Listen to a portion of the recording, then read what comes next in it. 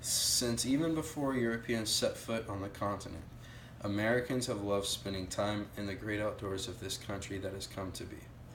As the years have sped by and the decades became centuries long gone, many of the activities that were once enjoyed by settlers and natives alike have also faded. Yet one in particular has persisted throughout time.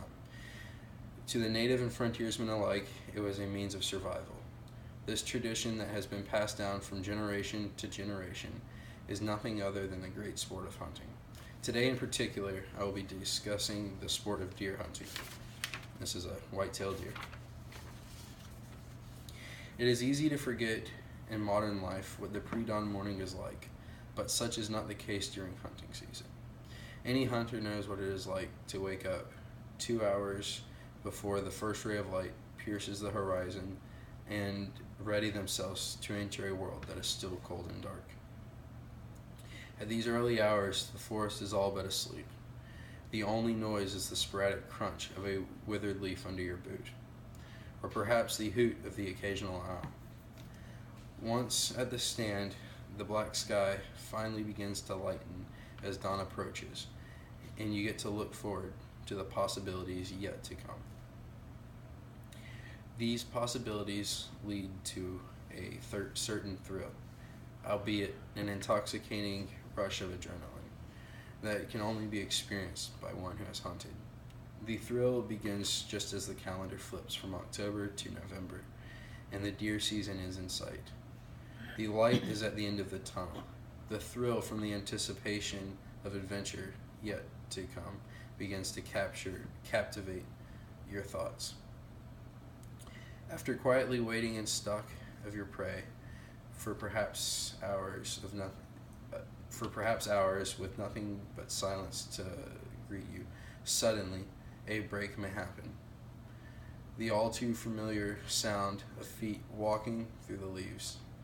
Any hunter worth his salt knows that unmistakable sound. It is not the sporadic shuffle of a chipmunk.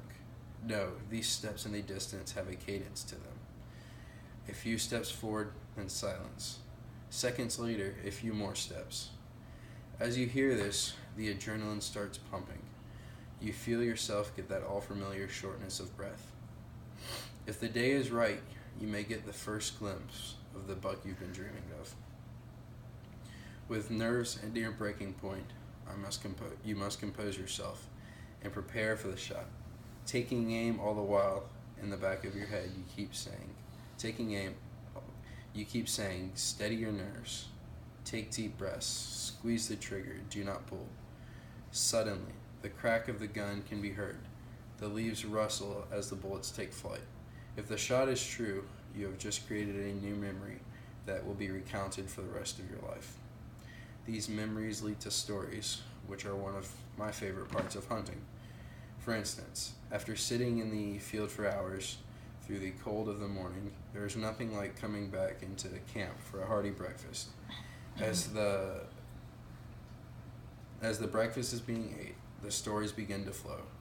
Stories of deer that got away, others of successful hunts from long ago.